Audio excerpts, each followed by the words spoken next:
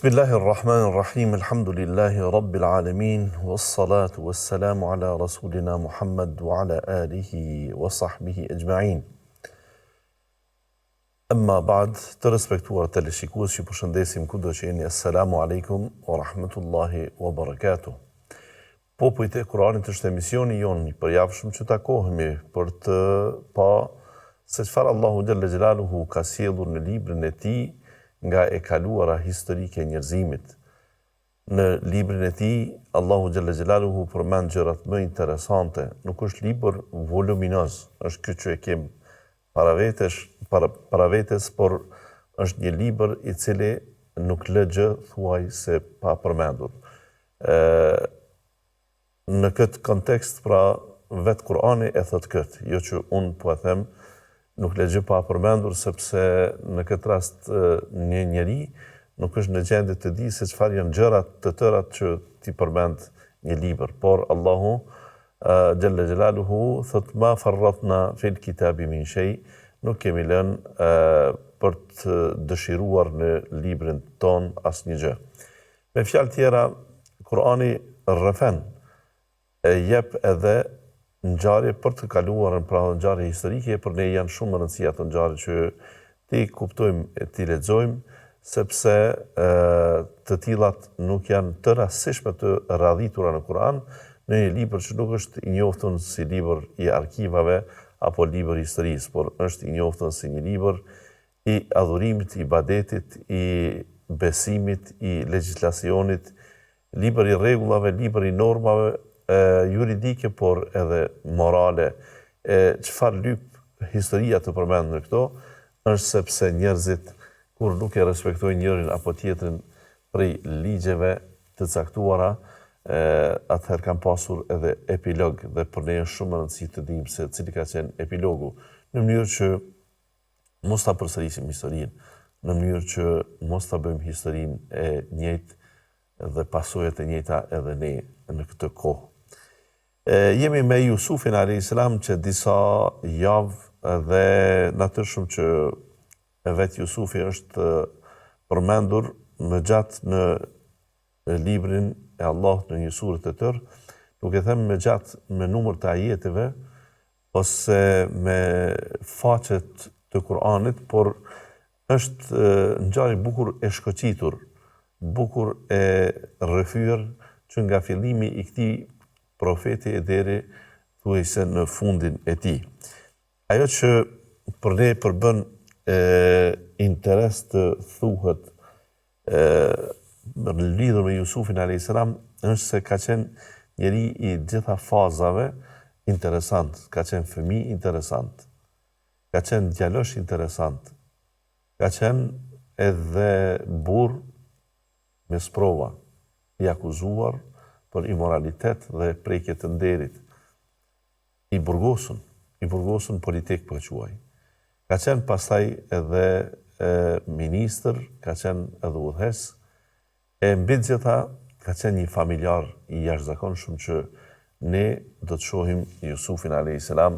në vjem. Mbreti i asaj kohe, kur jetonte Jusufi në Egjipt, kishte parë dy ëndra që ishin interesante. Ishte pa se 7 lopë të majme, të trasha, të shëndosha, të shëndetshme, po goditën dhe po hahen prej 7 lopëve të dobta, të zajta. Pra kjo nuk është e zakontë, që e dobta ta mposht, ta haj këtë fortën. Ishte parë po ashtu edhe 7 kallin të plot, të njom, të pasur, të begat, dhe 7 kallin të thatë. Dhe ai kur kërkoi që të komentoj kjo ëndër, sepse ky shtatçi është interesant në të dyja rastet dhe verzioni thujse është po ashtu i njëjtë në kuptimin që e dobta po triumfon mbi të fuqishmen.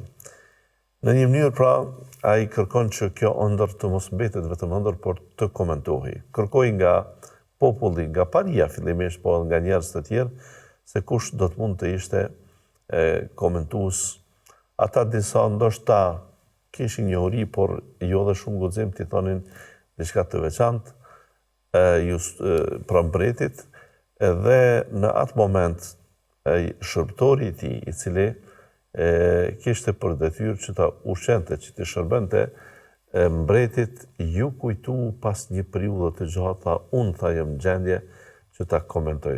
Ka din ti, çfarë din ti komentosh ëndrat, kush je ti? Ai tha, unë tha di të komentoj sepse është një njeri në burg, pra ju kujtua atij, sepse kishte harruar insan, kishte harruar se Jusufi i kishte thënë ndonjëherë, ngritet çështjen time te personi që ke për të shkuar, se i pati treguar këtij që ti ke për të shërbyer te pallati mbretëror.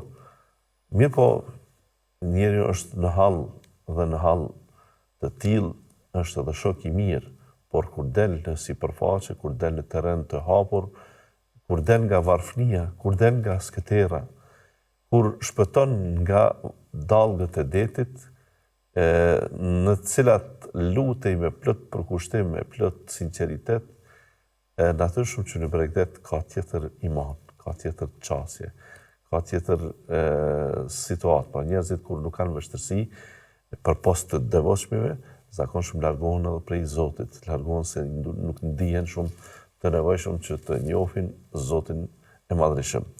E mos flasim këtë rast ta mbajnë mend mirësinë e një njeriu, e një burri.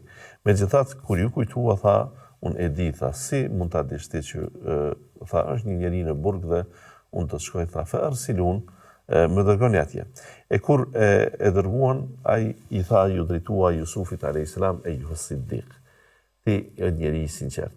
Njeri i sinqert sepse pikërisht qysh më ka thënë se njëri prej neve që kishim pa ëndër do ta shërbenim mbretin, e tjetrit do të gozhdohet, dhe në fakt me dytë ka ndodhur e njëjta, andaj ti ke qenë i sinqert edhe atë botë, atëherë na komento këto dy ëndra. E Jusufi a.s. i komentoi ëndrat dhe jo vetëm. Për treguar se ju do të keni, ose vendi do të ketë 7 vite begati, pas tyre do të vinë 7 vite të thata. 7 vite të cilat kanë shumë rendiment të lartë, pra kudo që e lëshoni farën në tokë, ajo do të mbi. Është aq e begata ajo periudhë kohore. Në anën tjetër do të vinë 7 vite të thata, të cilat nuk ka shi, nuk ka reshje, nuk ka kushte për të zhvilluar bima dhe fara, dhe kësaj ju pra duhet të kujdesni që në ato 7 vitet e begata të bëheni gati për 7 vitet e thata. Pra ai jep edhe mënyrën se si ata të veprojnë. Pastaj ju tregon se si ta ruajnë, pra fedheruhu fi sumbulihi, pra atë që ju do të korni, ruajni në kalli pa fshi atë, sepse i tillë mund të ruhet në të kundërtën nëse fshihet dhe nëse i heket lëvorja e grurit, atëherë kjo është gjë e njohshme dhe në ditët e sotme e han krimbi. E han pra fara e grurit mund të mbetet në dukje e plot, por bukën brenda nuk e ka, sepse e godet krimbi, e han krimbi i vogël që ne nuk e shohim me sy. Dhe kur shkojmë pra për ta blu, më shumë do të marrim ushqim të kafshëve që i themi krunde, se sa që do të marrim miell për shkak që është prek palca e saj. E Jusufi a.s. pra jep opsion dhe i tregon se pastaj në fund, ndonë se nuk ishte pjesë e ëndrës, do të vi një vit tjetër, pra pas 14 viteve, viti i 15 do të jetë një vit që do të ketë reshje dhe njerëzit janë në gjendje pastaj edhe të shërbejnë edhe ushqime tjera. Kur Jusufi a.s. dha këtë koment, atëherë mbreti pa se ka nevojë për një njeri të tillë, tha, qale al-meliku u'tuni bihi. Tha, më sjellni mua atë. فلما جاءه الرسول قال ارجع إلى ربك فاسأله ما بال النسوة. Jusufi a.s. deshi që të mos dal I njëllosur, të mos dal I falur, të mos dal I amnistuar, por përkundërzi të jetë njeri që të del drejtësia.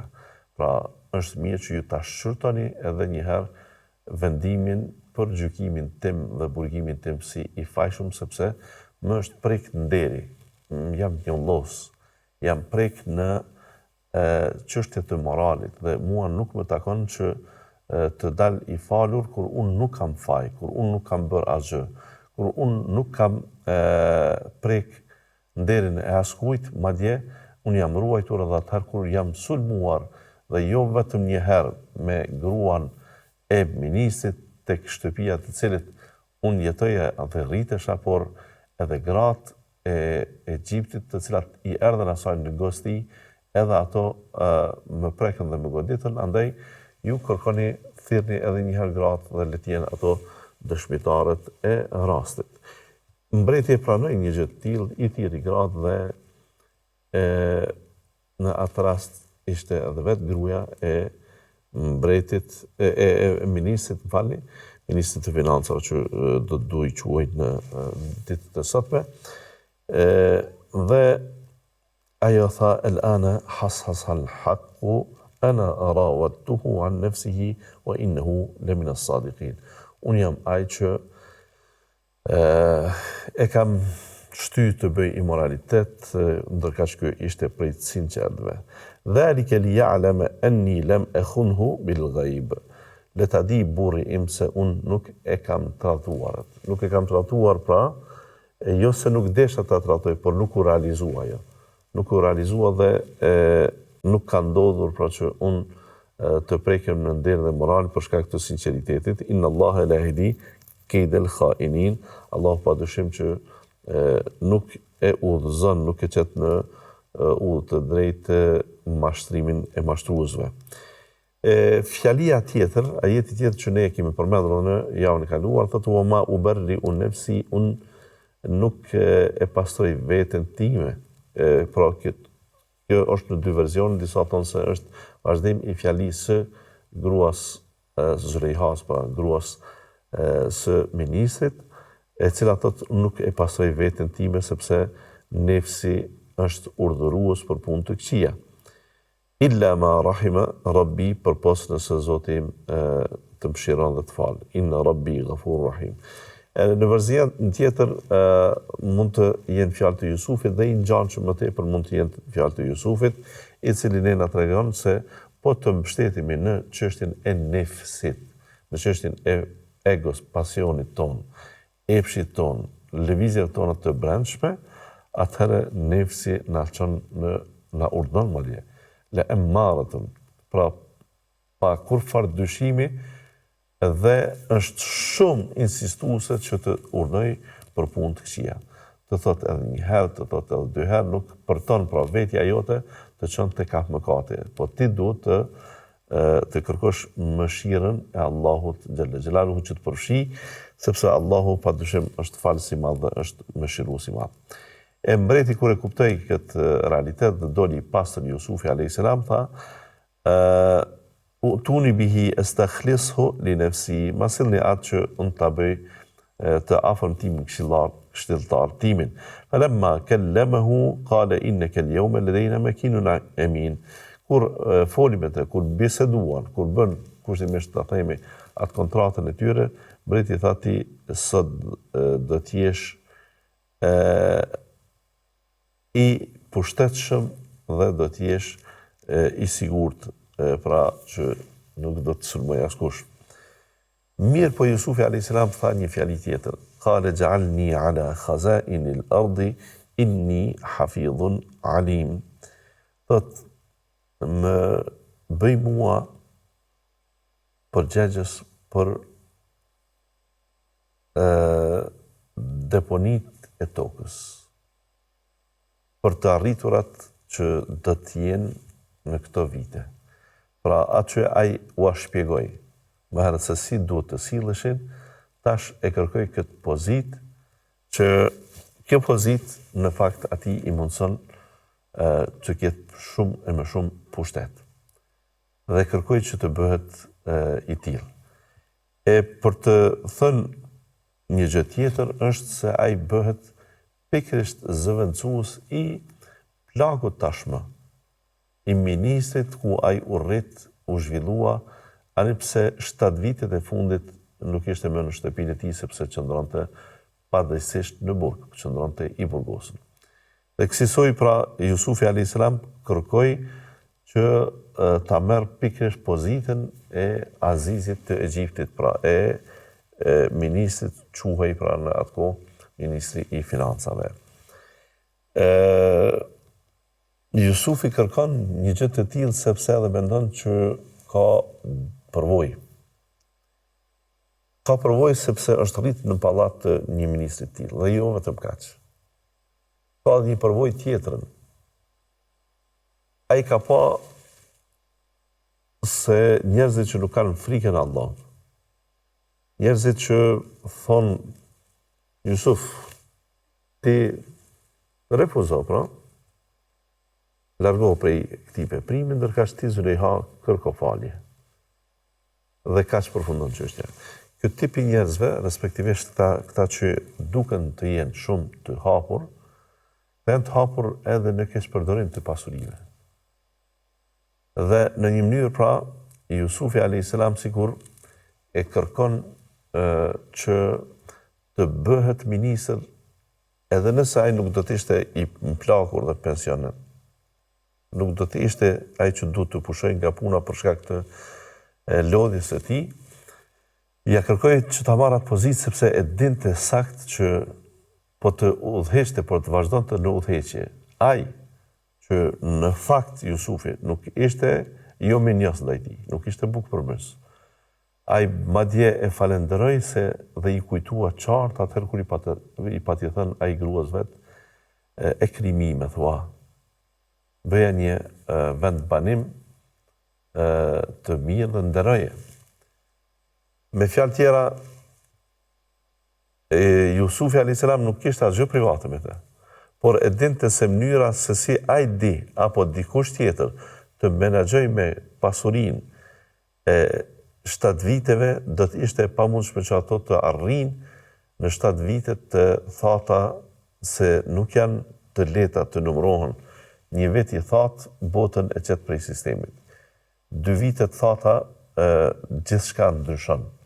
E me pas thatësi 7 vite është gjë edhe më interesante. Viti 2009 ishte një vit i thatë, për shembull, që shkaktoi në botë shumë çrregullime ekonomike, sepse u prek gjithçka që lidhej me bujësia në rrafshin e gjerë, prek shumë dimensione të jetës, prek edhe industrinë, prek prodhimin, sepse jeta jonë varet prej bujqësisë direkt ose indirekt. Varet pra prej blegtorisë, varet prej lavërtarisë, varet prej pemtarisë, e shumë produkte tjera dhe në fakt edhe zhvillimit ekonomik, sepse bujqësia në një mënyrë ose tjetër është një degë esenciale e ekonomisë. Kështu që po të mos kishte menaxhim të mirë të resurseve që fitohen në vitet e begatisë, atëherë në vitet e thatësisë njerëzit kur nuk kanë rezerva shtetërore, do të ballafaqohen me probleme jashtëzakonisht serioze, të cilat ndoshta duken se janë të menaxhueshme, por ato mund të prodhojnë probleme dhe efekte anësore. Edhe në ditët e sotme, dhe unë kur e them këtë termin tashmë, që është bërë i njoftur me rezervat shtetërore, për shkak të mundësisë të keqpërdorimit të çështjeve të menaxhimit të rezervave shtetërore, pra njerëzit që eventualisht menaxhojnë, nuk është më rëndësi një ministër apo një kryeministër, por në përgjithësi aparati i cili nuk e ka synim të rahatoj popullin nuk mund të jetë i pakorruptuar. Pra korruptohen dhe kjo është gjë shumë e lehtë. Andaj edhe në atë kohë Jusufi alayhis salam Pra e ka parapash që një gjë e tillë do të mund të ishte problem, dhe do të mund të ishte faktor për destabilizim të jetës nëse menaxhimi do të ishte i dobët me rezerva shtetërore të cilat i kanë mundësi që t'i deponojnë në ato vite. As më tepër, kur Jusufi a.s. ëndrat nuk i komentonte nga hamendja, këtë arsye kishte dhënë Allahu xhalla xhelaluhu dhe ai në fakt edhe kishte thënë dhalike mimma allamani rabbi, kjo është nga ajo që Zoti më ka mësuar mua. Më ka mësuar mua, pra nuk është fjala që unë po flas nga mendja ime, nga një përvojë e mëhershme, sepse thatësi me 7 vite me radhë nuk ishte përjetuar Jusufi a.s. më herët, as nuk ishte i njoftur edhe në atë vend. Pra me thatësi kanë mund të provohen dhe të sprovohen shumë popi, sprovohemi edhe ne ko pas kohe, por jo në vite të tëra dhe jo në vite radhazi. Pra vajhalli për ne me njerëzit e kësaj kohe. Nuk po flas vetëm për vendin tonë, nuk po flas vetëm për vendet tona, nuk po flas vetëm për qeveritë e shqiptarëve, por në këto kohë, siç është i përhapur korrupsioni, qysh dihet se çfarë mund bëhet me rezervat shtetërore, kur dihet se sa njerëzit janë glabërues dhe janë të pangopur me përdorimin dhe keq përdorimin e pozitave të tyre për të sjellur favore vetes, familjes tyre dhe të tjerëve në aspekt të pozitave dhe në aspekt ekonomik, pra merret mitoja, përhapet rishfeti e tjera, me këtë kategori të njerëzve, shqyqyr që Allahu xhallal xhelaluhu nuk na sprovon me thatësi në vite të shumta, sepse po të ishte një sprovë e tillë, atëherë me sigurt ne do të falimentojmë dhe për 7 vite varfni, pra për 7 vite të thata, sa doni mi pas 15 më herët. Pra radhazi, mi pas shumë të begata, nuk do të ishte e lehtë që të bëhej menaxhimi drejti i atyre resursave dhe i atyre pasurive, po të mos kem njerëz sikur Jusufi a.s. Mirë, po kjo të respektuar të shikues në vetvete e ngërthen një çështje interesante. Jusufi a.s. po i bie se kërkoi pushtetin. A është e lejuar që njerëzit të kërkojnë, të votohen, të mbështeten e tjera? Këtë do ta kuptojmë në pjesën tjetër të emisionit. Do të bëjmë një shkputje të shkurtër, i qëndroni me ne, do të themi pas pak.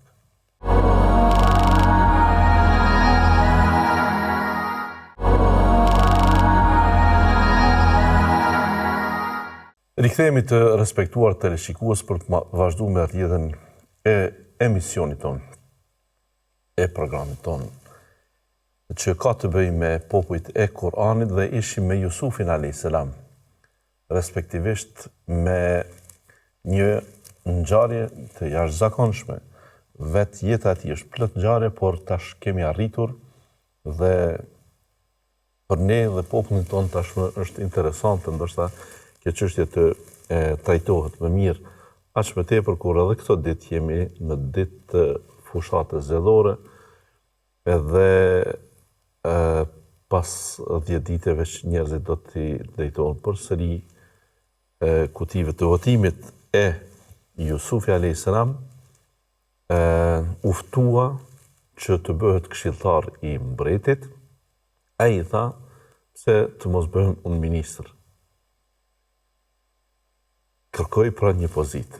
E tash, në anën tjetër i dërguari sallallahu alaihi wasallam na thot, mos kërkoni pushtetin, sepse nëse kërkoni atë dhe ju jepet, do të rëndoheni, ta çoni në vend unë dhe manetin, e nëse ju kërkohet që ta bëni udhëheqjen, sepse dikush megjithatë do të udhëheqë, atëherë do të ndihmoheni.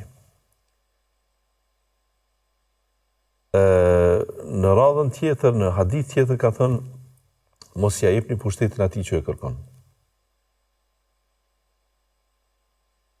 Dhe të ngjashme.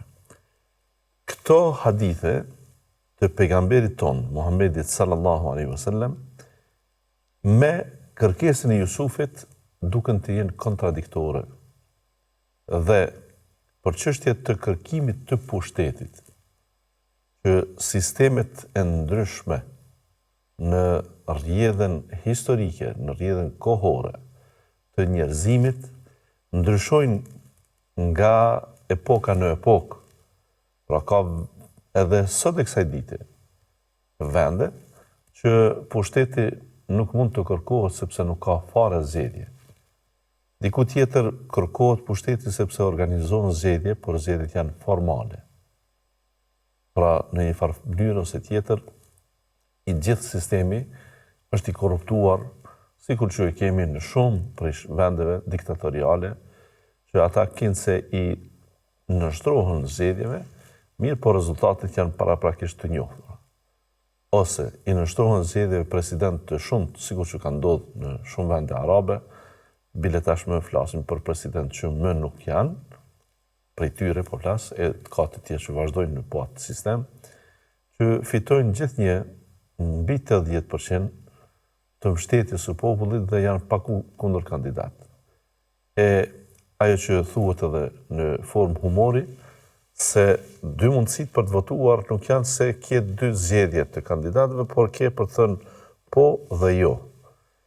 E në fakt, me po dhe jo, më tepër vlerësohesh se cilën ti po e shkruan, se jo që ka ndikim kjo joja jote, se në atë sistemin e numërimit, joja dhe poja kanë vetëm një opsion.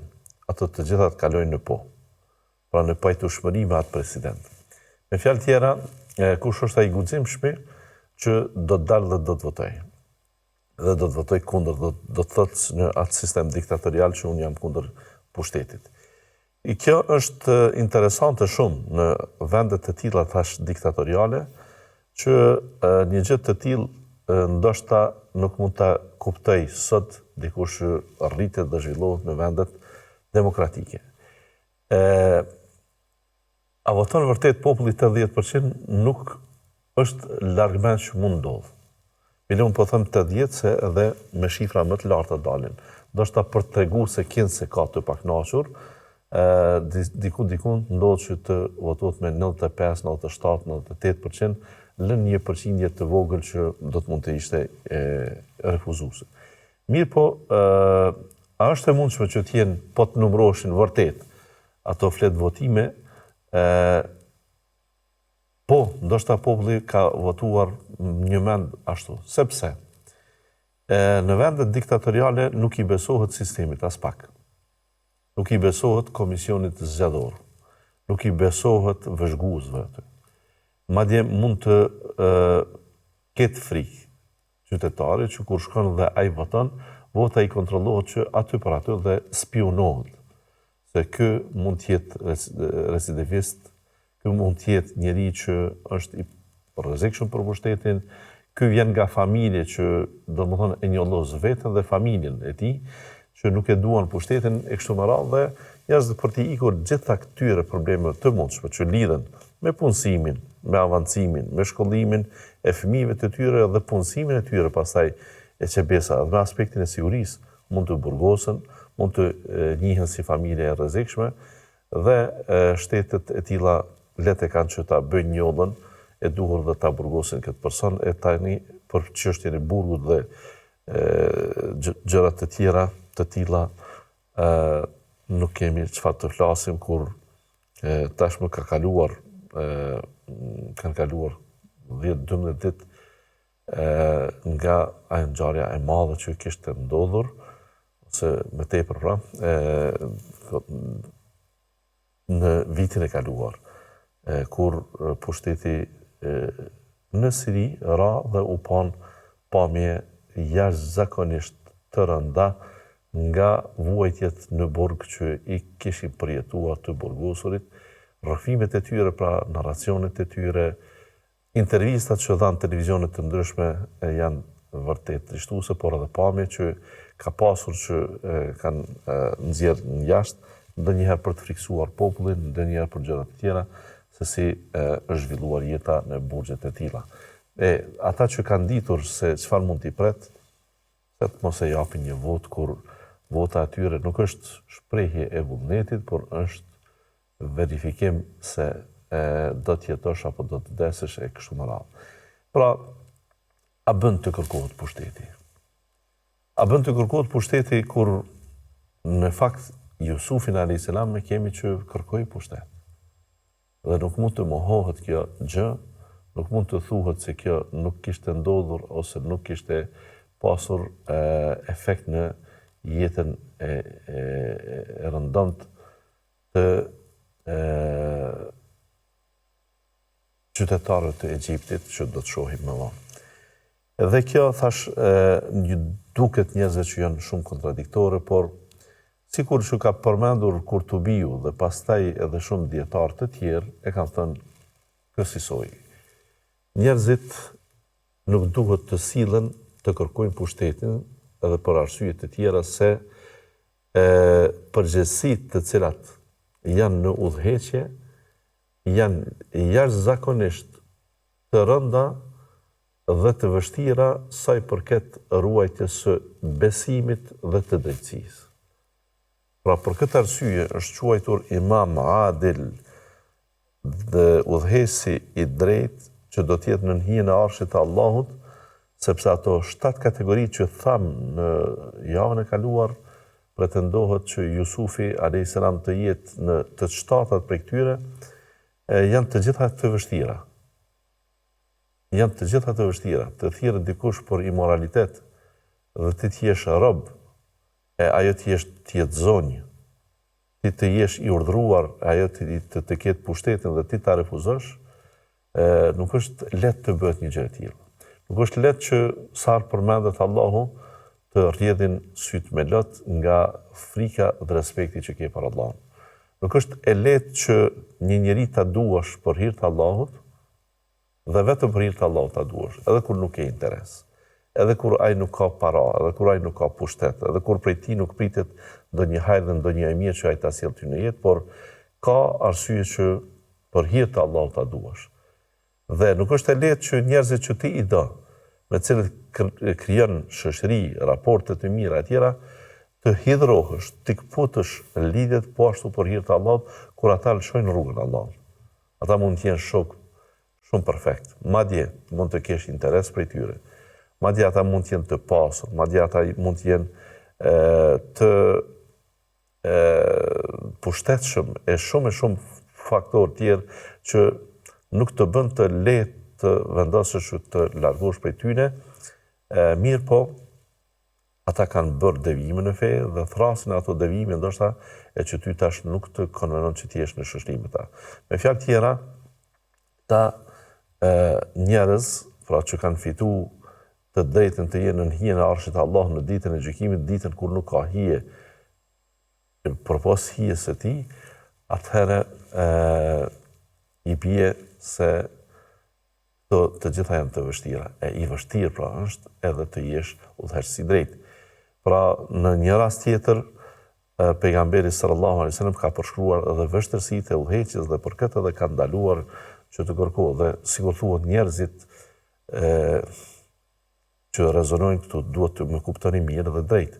Kur them mirë dhe drejt, unë nuk kam kurfar dileme që në analizë të mirëfillt laboratorike të kësaj fjalie nuk ka kurfar problemi. Por dikush nga ngutia dhe pamaturia mund t'i duket si fjali që ndoshta po flas hashamet, po flas diçka të keqe, pra njerëzit që janë rezonues, që janë planifikues, që janë mirë me mend, nuk e kërkojnë pushtetin. Në kuptimin po flas, pra jo negativ që janë mirë me mend e që vetëm të smurit e kërkojnë, por të rezonosh mirë se çfarë mund të pret pas pushtetit. Edhe sot, edhe në këtë ditë, pra je ministër dhe mund të korruptoj ty jo direkt dikush, po mund të korruptohet dikush nga të afërmit e tu, këshilltarët e tu, që ti nuk ke shumë pushtet ti kontrollosh tër kohën dhe tër bisedat. Dhe ti shpeshherë detyrohesh, t'ju besosh detyra njerëz, t'ju japësh kompetenca të tjera, dhe rrjedhimisht të bjen ta sjell një dokument që ti duhet ta nënshkruar dhe shpeshherë nuk ke kohë që tëra dokument prej 20 faqeve ta lexosh. Dhe e vendos ti në shkrimin në fund ku ndoshta ata këshilltar në emër të daktilografisë ta kanë bërë një tekst në cilin janë 2-3 fjali që të vëjnë ty me qenë me përgjithësi. Alamet njerëzit e mirë janë akuzuar me akuzat të rënda për hajni, për vjedhje, për stenda, për gjërat e tilla që vërtet ne besojmë në pastërtinë e tyre, por nuk i dihet se kush mund ta vendos kumanën në qafë të akuzave të ndryshme dhe po e them edhe sot, edhe kësaj dite, nuk është lehtë që dikush ta kërkojë pushtetin dhe të thotë se unë dua të udhëheq. Është shumë punë e vështirë, është shumë punë e rëndë, por njerëzit thonë pse pra është gjithë kjo ngarendje. Po kjo na bën ne të bëjmë këtë analizë. Dhe kjo nuk është vetëm tek pushtetet që janë me domos ekzekutive, edhe pushtetet fetare janë të tilla. Vrapon dikush të bëhet udhëheqës mufti, kryetar bashkie islame, kryetar këshillit tek ne ose muftini në vendet tona fshinje në Maqedoni, në lehtë është. Çfarë mund t'i thuash ti kuadrit që është i aftë dhe te ke lënë në rrugë? Ke xhamia. Çfarë i thua xhamisë dhe xhamatit që ke vendosur një imam që nuk është më i mirë në botë? Dhe ka zëvendësim shumë më të mirë. Çfarë i ke thënë njerëzve që ka ardhur momenti të zgjedhësh mes dy hoxhallarëve që t'i prinë, njerëzve t'i prinë xhamatit kur njëri është më i mirë se tjetri, por është më larg teje, ky tjetri është më afër teje, ose më afër ndonjë të afërmit tënd. Ose mund të duket që ndonjë ministër apo ndonjë pushtetar po kërkon favor që ta punësosh një të tillë. Çfarë të vjen kjo? Mua mund të më bësh padrejti natë e ditë, por padrejtitë e mia ose padrejti që bëhen ndaj meje do të jenë për mua shpëtim në botën tjetër, ndërkaq për ty janë errësira. Andaj është mirë që të jesh i zhveshur nga përgjegjësitë. Mos i kërko ato. Mos i kërko sepse janë që të sjellin probleme pas të cilave ka shumë pengesë. Sikur që veti dërguari sallallahu alaihi wasallam e përmend që njerëzit vrapojnë pas pushtetit, por në ditën e gjykimit gjithë ai vrapim dhe ngarendje është pengesë. Pra, unë po flas për kategorinë që e besojnë ahiretin dhe kuptojnë, por edhe ata që nuk e besojnë ahiretin, respektivisht edhe ata që mendojnë vetëm për favorët e kësaj bote, ndoshta i duket që ndonjëherë pushteti ju ka sjellë të mira, por periudha post pushtetit, pas pushtetit, është e tmerrshme për shumë njerëz se si ata bëjnë jetën, se si ata zgjohen në mëngjes, se si ata humbin dinjitetin, e unë nuk përjashtoj, ose nuk mbyllit gjitha dyert, pra gjithmonë ka përjashtime, mirë po veç ta dim që përjashtimet vërtet janë të rralla, janë të vogla, pra njerëzit më shumë pendohen kur marrin pushtetin, se sa ata që nuk kanë arrit ta marrin pushtetin. E po Jusufi a.s. pse kërkoi, këtu dietarët thanë kësaj. Nëse një njeri si Jusufi, i përgatitur në dy anë, po aspektin e dijes së Allahu xhalla xhelaluhu, jo vetëm me komentimin e ëndrave, po e pat ju se kishte aftësinë edhe menaxheriale të theksuar. Pra kur i komentoi ëndrrën se do të vinë 7 vite të majme, por do të atakohen prej 7 viteve të thata. Pra këto 7 vite të thata duhet të marrin ushqim në këto 7 lopët e majme, respektivisht 7 vitet e majme, të begata, atëherë duhet që të dini dhe të ruani rendimentin e korrun, mos e fshini, të mos e qëroni nga kokra, sepse ai do të humbet, do të thahet, do të hajë krimbje tjera. Me fjalë tjera, Jusufi a.s. kishte një uri. Kishte edhe njohuri pra edhe sepse u rrit ajo duk një periudhë robërisë, por Allahu xhalla xhelaluhu në urtësinë e tij për t'i dhënë një ditë pushtet Jusufit alayhis salam, ai duhet të robrohet, e për të robruar duhet të hydhet në bunar, në pus për të mbytur ose për të larguar nga faqja e dheut. Pra urtësit janë të tilla dhe kjo kush thot se si dhe mund të përfundojnë domethënë gjanat shumë në mënyrë interesante, por ajo që po duam të themi se Jusufi ishte njeri i përgatitur dhe edhe praktika do ta tregon se ati në fakt ju dha ajo pozitë.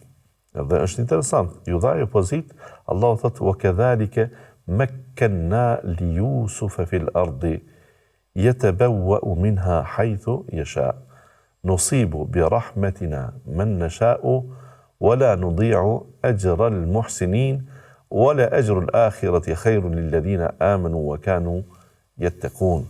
Thotë ne kësaj thotë Allah në këtë rrëfim, nuk thotë se mbreti pranoi që ta bëjë ministër, thotë, por ne thotë ja mundsuam Jusufit që të ketë tash pushtet në tokë. Ai do të shëtit ka të doj, do të ketë privilegje, sepse në atë rast mbreti i dha privilegje Jusufit alayhis salam. E pse tash Allahu po thotë ne i dham, në fakt Jusufi ja kërkoi këtë mbretit. Ne i dham sepse mënyrë indirekte këto janë prej Allahut. Në mënyrë direkte duket që këtë pushtet po ta jep filani. Por shpeshherë të nderuar, shikues, është mirë që ta keni parasysh këtë. Nëse të kërkohet ty një mbështetje, një favor, ajo të kërkohet sepse ti ke një reputacion të mirë. Sepse ti ke një aftësi, e ato aftësi dhe atë reputacion ta ka dhënë Allahu. Rrjedhimisht kur ky po thret për pushtet dhe thotë se unë të shoh se ti je i denj për të qenë ambasadori jonë në filan vendin. Ka u bënë ti i denj, ka u bënë ti i ditur, ka ti e din atë kulturë dhe atë popull dhe atë gjendje, ka ti e din këtë dhe atë, këto janë jo pse ti e ke në mendjen tënde se je më i miri, por je përgatitur nga dalë dhe këtë përgatitje ta ka dhënë Allahu xhelaluhu. Andaj do të jesh falënderues ndaj Allahut edhe kur atëherë të thret pushtetari. Nuk dua të them se këtij pushtetarit të mos i thuhet faleminderit aq më tepër kur ai kërkon dhe ka dëshirë një falënderim dhe jemi të obliguar që t'i falenderojmë edhe njerëzit sepse siç thotë i dërguari sallallahu alaihi wasallam, kush nuk i falenderon njerëzit nuk e ka falendëruar edhe Allahun, por është mirë që ta dimë se tek vetë rasti i Jusufit Allahu po thotë ne i dham atij pushtetin dhe ne ja dham mundësinë që ai të ketë kompetenca e të qarkulloj ka të doj. Nusibu bi rahmetina men nasha. Ne e godasim, po i bie këtë rast, me mëshirën tonë atë që dëshirojmë, wala nudhi'u ajra al muhsinin, e nuk e humbim meritën e njerëzve të mirë. Nuk e humbim asnjëherë. Mirë po, wala ajru al-akhirati khairun lil ladina amanu wa kanu yattaqun. Por ta keni parasysh se shpërblimi me pushtet është kurrë. Shpërblimi i madh i ahiretit është shumë më i mirë për njerëzit që besojnë dhe që janë mbrojtur nga mëkatet. Pra, një mesazh për ty i nderuar i vëlla dhe nderuara motër që të duket se është bërë pa drejtësi, dije se vetëm bëhu njeri i mirë, Allahu mirësinë tënde e do dhe e çmon. Allahu mirësinë tënde do ta shpërblej, e ta kesh parasysh, mund të shpërblesh në dynja për durimin që ke, por nëse do të ishte vetëm shpërblim në dynja, nuk është asgjë. Nëse Allahu të shpërblen në ahiret, ai është shpërblimi i madh. Nëse të vjen shpërblimi edhe në dynja, edhe në ahiret, sikur që do t'i vijë Jusufit alayhis salam për shkak të drejtësisë së tij, atëherë është një gjë tjetër dhe është edhe më e mira. Dietarët thanë, pra kur të bijë të tjerë, kur e dim ne me të sigurt se pozitën që nuk e marrim ne, nuk e kem ne, të tjerët mund ta keq përdorin dhe jo në kuptimin e keqpërdorimit vetëm, por mund të sjellim pasoja në njerëz, sikur që do të ishte rasti konkret, që po të mos ishte Jusufi menaxher dhe ministër i financave, me siguri Egjipti do të përfundonte në humbje dhe do të falimentonte për shkak të thatësisë 7 vjeçare që ishte afat jashtëzakonisht i gjatë. Andaj, kur je në një gjendje të tillë, që ti e di me siguri se vetëm ti mund ta shpëtosh vendin nga ajo skëterë, nuk është mëkat që të kërkohet favori dhe t'i thuhet njerëzve se unë jam kësaj. Në të kundërtën, nëse jem të barabartë me të tjerë dhe kërkojmë pushtetin, atëherë sikur që e kemi sistemin aktual, pushtetin e kërkojmë, por meritokracia nuk varet pra tashmë nga dija jote, po varet nga vota e të tjerëve. E votën e të tjerëve janë shumë faktorë që e sjellin, janë njerëzit e korporatave që kanë ndikim më shumë dhe në kohët liberale të tregut të lirë, atëherë njerëzit e pushtetshëm sot konsiderohen njerëzit e pasur, dhe njerëzit e pasur janë ata që i menaxhojnë, i prodhojnë liderët, në fakt i menaxhojnë ata, ose i prodhojnë direkt vetë, ose i gjejnë të gatshëm.